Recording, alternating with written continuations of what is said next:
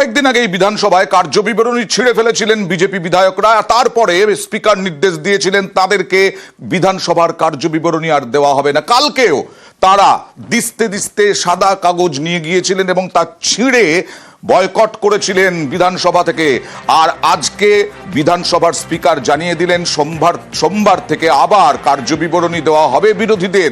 তবে তিনি আশা প্রকাশ করছেন আর ছিঁড়বেন না কার্যবিবরণী বিজেপি বিধায়করা। সংখ্যা চিরস্থায়ী নয়, সত্য চিরস্থায়ী। স্পিকার সাহেব যুক্তির কাছে যখন প্রত্যুত্তর থাকে না, তখন তিনি এমন ভাবে বলেন যেন তিনি আমাদের উপর ঔদার্য প্রদান করছেন। আপনি আমাদের দণ্ড দিয়েছেন, আমরা নাকি কাগজ ছুঁড়েছি। আলোচনা করব কি? আমাদেরকে তো কোনো বিলের কপি, প্রশ্নের উত্তর, প্রশ্নপত্র কিছু দেওয়া হয় না। শাসককে ঠিক করতে হবে বিধানসভা কিভাবে চলবে। যদি স্পিকার সাহেব পাঠান, নিশ্চিতভাবে আমরা এ বিষয়ে নিয়ে পরিষদীয় দলে বিরোধী দলনেতার সাথে আলোচনা করব। পরশুও স্পিকারকে আক্রমণ করেছিলেন শুভেন্দু অধিকারী, এমনকি উল্লেখ করেছিলেন যে সংখ্যালঘু তৃণমূলের বিধায়কদের ভবিষ্যতে চ্যাংদোলা করে ছুঁড়ে ফেলার, আর তারপরেই রাজনীতি সরগরম হয়ে ওঠে রাজ্যে। বিমান ব্যানার্জিকে, মমতা ব্যানার্জিকে হারাবো, আর ওদের দলের যে কটা মুসলমান এমএলএ জিতে আসবে, বিজেপি সরকারে আসবে, চ্যাংদোলা করে তুলে রাস্তায় ফেলবো। মঙ্গলবার বিধানসভার গেটের বাইরে দাঁড়িয়ে হুমকি, টার্গেট তৃণমূলের সংখ্যালঘু বিধায়করা। বিমান ব্যানার্জিকে, মমতা ব্যানার্জিকে হারাবো, আর ওদের দলের যে কটা মুসলমান এমএলএ জিতে আসবে, বিজেপি সরকারে আসবে, চ্যাংদোলা করে তুলে রাস্তায় ফেলবো। বিরোধী দলনেতার এই মন্তব্য ঘিরে বুধবার উত্তপ্ত হয়ে ওঠে বিধানসভা। নিন্দা প্রস্তাব আনে তৃণমূল। এ নিয়ে তুমুল হট্টগোল। বিধানসভায় কড়া বিবৃতি দেন মুখ্যমন্ত্রী মমতা বন্দ্যোপাধ্যায়। বিজেপির উদ্দেশ্যে বলেন, আপনাদের বিরোধী দলনেতা মুসলিম বিধায়কদের ছুঁড়ে ফেলে দেওয়ার কথা বলছেন। আপনারা বাইরে থেকে যে হিন্দু ধর্ম আমদানি করেছেন তা কোনো বেদে নেই। মনে রাখুন, আগামী দিন ভয়ঙ্কর। আমি বাইরে মুখ্যমন্ত্রী হিসাবে বললে আমাকে কাউন্টার করেন, আপনাদের নেতা বাইরে বললে কেন কাউন্টার করব না? কোনো এলওপি আজ অব্দি বলেনি, কোনো ভারতের কোনো অ্যাসেম্বলিতে বলেনি এরকম কথা। ডেমোক্রেসিতে এটা হয় না, এটা অ্যালাউ করা যায় না। মমতা বন্দ্যোপাধ্যায়কে ধন্যবাদ জানাই, এক্সপ্লেন করেছেন ভালো করে। আর একটা নিন্দা প্রস্তাব আমরা নিয়ে আসছি আজকে অ্যাসেম্বলি। একটা কমিউনিটি সবকটা বিধায়ককে বাইরে খিচিড়িয়ে ধরে ফেলে দিবে, এটা হতে পারে না ডেমোক্রেসি। শুভেন্দুবাবু যে বক্তব্য দিয়েছে, তীব্র নিন্দা ধিক্কার জানাচ্ছি। সংবিধান বহির্ভূত, অগণতান্ত্রিক। শুভেন্দু অধিকারী রাষ্ট্রবাদী সার্টিফিকেট দেবে? হিন্দু, মুসলমান, জৈন, খ্রিস্টান যে ধর্মেরই আছে, প্রত্যেকটা নাগরিক রাষ্ট্রবাদী। শুভেন্দুবাবুর অনেক কার্যকলাপ আমরা দেখছি এই মুহূর্তে ভয়ঙ্কর ভাবে বিদ্বেষ ছড়িয়ে দিচ্ছে তার ভাষা থেকে। আসল শুভেন্দুবাবুর মুসলিম সাবজেক্ট ছাড়া আর কোনো সাবজেক্ট নেই যেটাকে নিয়ে রাজনীতি করা। এদিন বিধানসভায় মুখ্যমন্ত্রীর সুর ছিল সপ্তমে। নাম না করে শুভেন্দু অধিকারীকে নিশানা করেন মমতা বন্দ্যোপাধ্যায়। বলেন, যিনি এই সব কথা বলেছেন তাকে পস্তাতে হবে। তিনি 3 বার দল বদল করেছেন। তিনি লুকিয়ে কালো কাপড় মাথায় দিয়ে বিজেপির সঙ্গে দেখা করেছেন।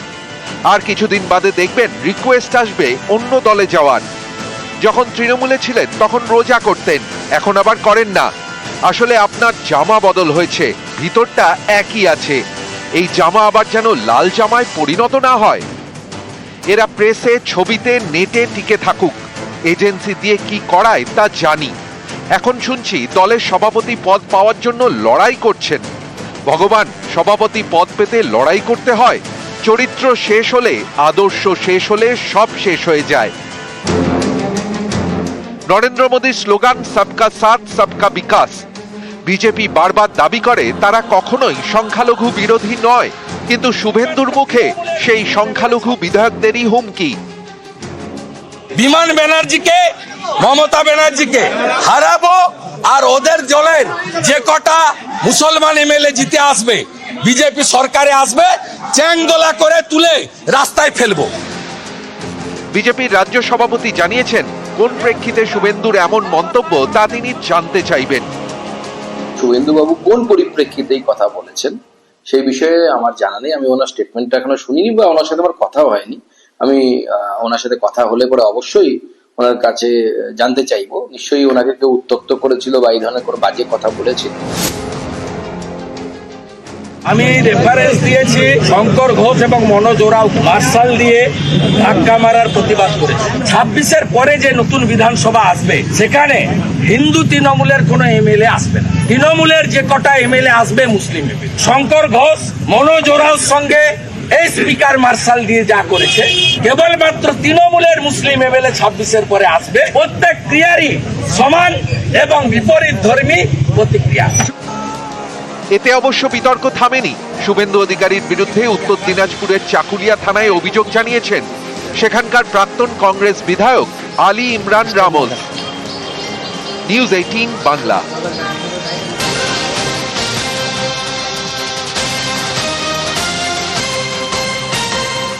আর আজকেও বিধানসভা থেকে ওয়াকআউট করলেন বিজেপি বিধায়করা। শঙ্কর ঘোষের নেতৃত্বে আজকেও বিজেপি বিধায়কদের ওয়াকআউট, বিশেষ করে তৃণমূলের বিরুদ্ধে সংখ্যালঘু তোষণের অভিযোগ তুলে ওয়াকআউট, এবং তার সঙ্গে সঙ্গে হিরণ চট্টোপাধ্যায়কে স্বাধিকার ভঙ্গের নোটিশ দেওয়াতেও ওয়াকআউট বিজেপি বিধায়কদের।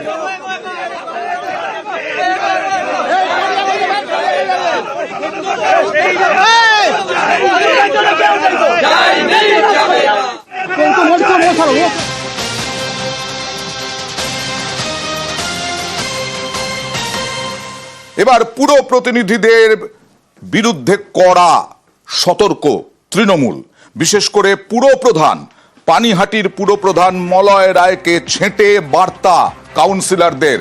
কথা বলবো প্রতিনিধি আবিরের সঙ্গে। আবির, লোকসভা ভোটের নিরিখে দেখা গেছে বিভিন্ন পুরো এলাকায় পিছিয়ে রয়েছে তৃণমূল। কি মনে করা হচ্ছে, কেন এই কড়া বার্তা দিতে চাইছেন কাউন্সিলররা? কি কোথাও কোথাও মনে করছেন তারা গেঁড়ে বসেছেন এবং তারা ব্যবহার খারাপ করছেন মানুষের সঙ্গে? যে জনপ্রতিনিধিদের মধ্যে কাউন্সিলরদের ভূমিকা কাজের ক্ষেত্রে এতটাই গুরুত্বপূর্ণ যে তারাই প্রত্যেকদিন একেবারে নিচু তলায় মানুষের কি চাহিদা সেই বিষয় নিয়ে তারা সম্পর্ক রাখেন। অর্থাৎ কারোর যদি কোনো জিনিসের প্রয়োজন হয় প্রথম ক্ষেত্রে কাউন্সিলরের কাছে যান।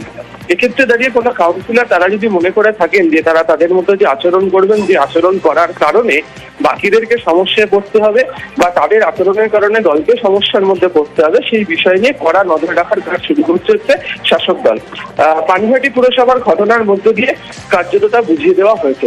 এবং জানো যে নেতাজি ইন্দোরে যে বিশেষ অধিবেশন তৃণমূল কংগ্রেসের হয়েছিল, সেখানেও দলের শীর্ষ নেতাদের তরফ থেকে এই বার্তা দিয়ে কার্যত বুঝিয়ে দেওয়া হয়েছিল যে জনপ্রতিনিধিদের কি ধরনের ভূমিকা পালন করতে হবে, জনপ্রতিনিধিরা কিভাবে তারা চলবেন। এক্ষেত্রে দাঁড়িয়ে যারা জানা যাচ্ছে হচ্ছে রাজ্যের একাধিক পুরসভাগুলোর জায়গা থেকে বিভিন্ন সময় এই ধরনের অভিযোগ এসছে যে তারা নিজেদের মতো করে যে আচরণ করছেন, তারা যে ভূমিকা পালন করছেন তা একেবারেই যথাযথ নয়। এই পরিস্থিতিতে দাঁড়িয়ে তাদের প্রতি কড়া নজর বা দৃষ্টি রাখছে হচ্ছে তাদের দল, এবং সেই বিষয় নিয়ে একাধিক জনকে ইতিমধ্যে সতর্ক করা হয়েছে, এমনটাই তৃণমূল সূত্রে খবর। তার মানে কি কোথাও এই দিদিকে বলো বা বিভিন্ন জায়গায় অভিযোগ এসেছে বিভিন্ন ওয়ার্ড থেকে কাউন্সিলরদের বিরুদ্ধে? একেবারেই তাই। এই যে জায়গাগুলি রয়েছে সেখানে তো অভিযোগ এসেছে, যারা বিভিন্ন জায়গা থেকে যারা জনপ্রতিনিধিরা রয়েছেন তারা বিভিন্ন মাধ্যম দিয়ে সরাসরি দলের শীর্ষ নেতৃত্বের কাছে অভিযোগ তারা পাঠিয়েছেন, এবং বহু ক্ষেত্রে দেখতে পাওয়া গিয়েছে যে এগুলো চালাতে গিয়ে এই অভিযোগগুলো সত্যি। বেশ,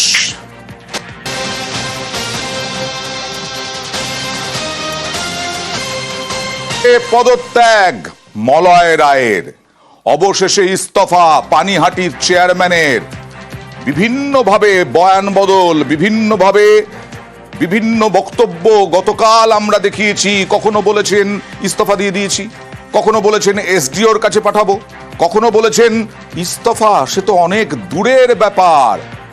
আর আজকে কি বললেন, ইস্তফা দিলেন কিভাবে? কথা বলবো প্রতিনিধি সুবীরের সঙ্গে। সুবীর,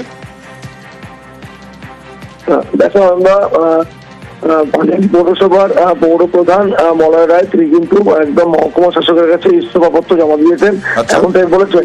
পাশাপাশি তিনি এটাও বলেছেন যে তিনি বলেছেন খেলা শুরু হয়ে গিয়েছে, তিনি পদত্যাগপত্র জমা দিয়েছেন। তার পাশাপাশি তিনি বলেছেন পৌর আইন যা বলা রয়েছে সেই মেনেই কিন্তু কাজ করতে হবে। এইটা একটু বুঝলাম না যে খেলা শুরু হয়ে গেছে বলছেন উনি, মানে বিষয়টা হচ্ছে যে একদম পরিষ্কার, মানে যেদিনকে তিনি বক্তব্য দিয়েছেন অত গত পরশুদিন তিনি কিন্তু পরিষ্কার বলেছিলেন তিনি দলীয় যারা নেতা রয়েছেন তাদের চক্রান্তের শিকার, এবং গতকাল তিনি বলেছেন যে এই কথা তিনি বলেননি, অর্থাৎ একদম নিউজে 3 বাংলাতে পরিষ্কার বলেছেন যে আপনারা যে কথাগুলো বলছেন সেগুলো মিথ্যে কথা, একদম পরিষ্কার যে কথা বলেছেন।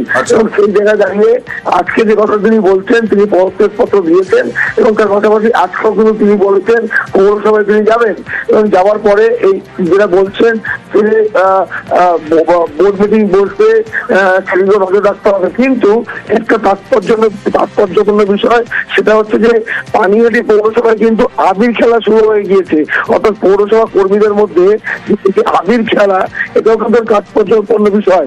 এবং তিনি ইস্তফা দিচ্ছেন, ইস্তফাপত্র তিনি মহকুমা শাসকের হাতে দিয়েছেন, তারপরও তিনি পানিহাটি পৌরসভায় যাচ্ছেন এমনটা তিনি বলছেন, এবং তিনি বলছেন যে খেলা শুরু হয়ে গিয়েছে। এবং সেই জায়গা থেকে পৌরপ্রধান মলয় রায় যিনি রয়েছেন তিনি এক এক সময় এক এক রকম কথা কিন্তু আমরা দেখিয়েছি, এক এক সময় এক একটা কথাই যে অমরাবতী মাঠ, সেই অমরাবতী মাঠ নিয়েই উঠেছিল তার নাম, জড়িয়ে গিয়েছিল তার নাম, তা বিকৃতে ইস্তফা নিয়ে নানা মহলে নানা রকম কথা বলেছিলেন। অবশেষে বারাকপুর মহকুমা শাসকের অফিসে ইস্তফাপত্র পাঠিয়ে দিয়েছেন, কিন্তু তিনি পুরো প্রতিনিধি তাই যাবেন পুরসভায়। আবার বলছেন যে খেলা শুরু হয়ে গেছে, এক অংশের চক্রান্ত দেখছেন তিনি তার ইস্তফার পেছনে।